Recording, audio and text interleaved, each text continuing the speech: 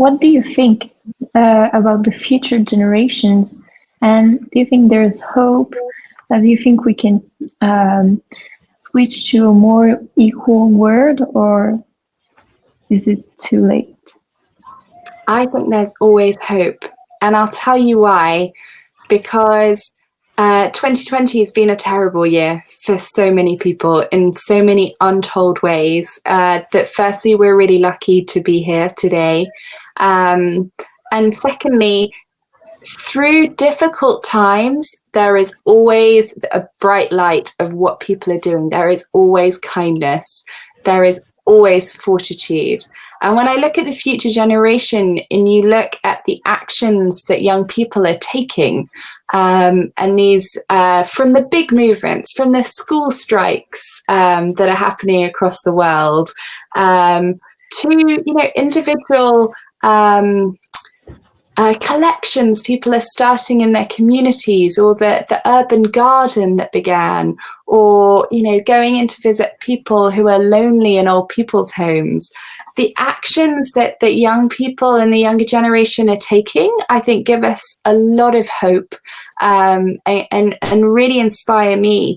When I was teaching at the beginning of last year, I was really struck by the way in which my students were all talking really naturally about transgender rights and what it was to be a transgender man or a transgender woman and transitioning.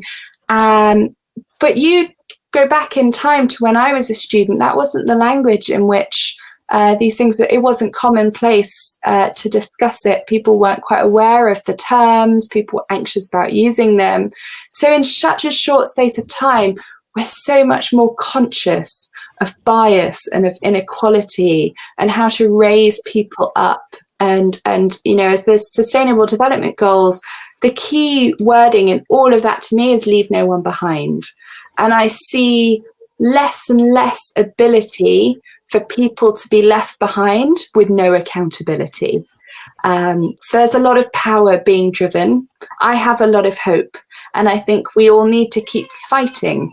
And we need to keep using every privilege we have. And it's difficult. I have moments when I'm in the field and you've had a day working with politicians or policymakers, and they aren't taking you seriously. They're not listening to what's happened. They're perpetuating systems and structures that are grinding marginalized groups down. But we have to pick ourselves up, and we have to see that it's very complicated and it's really difficult, but we're all in it for the long term. And there's enough people fighting that the inequality will not win.